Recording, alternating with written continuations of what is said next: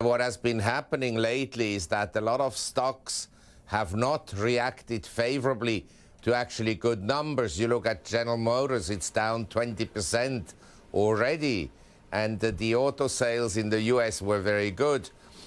I believe that if you look at the world, there are some people who believe that the global economy is healing and will expand at an accelerating pace.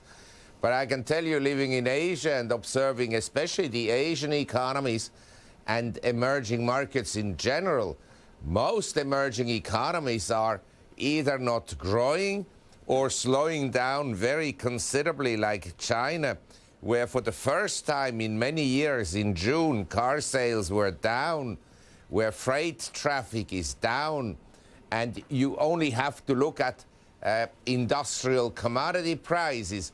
They have tumbled, collapsed.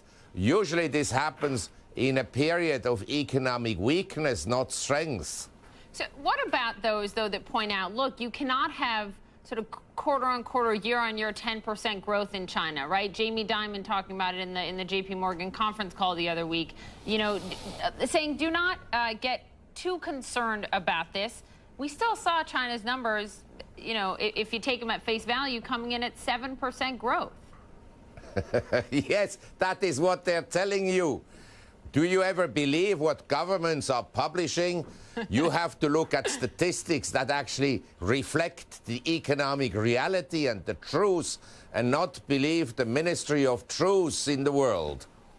Let's talk about Europe and Greece and the ECB. You came out this week and you pointed to what you want to change the subject. Well, yeah, I don't want to change the subject, but I do want your take on this, and that is what you call Ponzi finance in terms of the ECB yes. and the dealings with Greece. Explain. Yes. Well, I think that Greece is in a very difficult position. And basically, they have had austerity. Their GDP is down more than 25% over the last few years. But the debt has continued to expand, partly because of imprudent lenders. You understand? The private sector would never have lent that kind of money to Greece. But the ECB and the EU and the IMF, they all lent that money. Now, Greece cannot pay. This we all know, and the IMF also says so. Greece needs a haircut, according to the IMF, of about 30% in their debts. I would think that minimum 50% of Greek debts have to be written off. So what happens is the EU will lend them money so they can repay the IMF and the ECB. It's, I mean, a complete joke.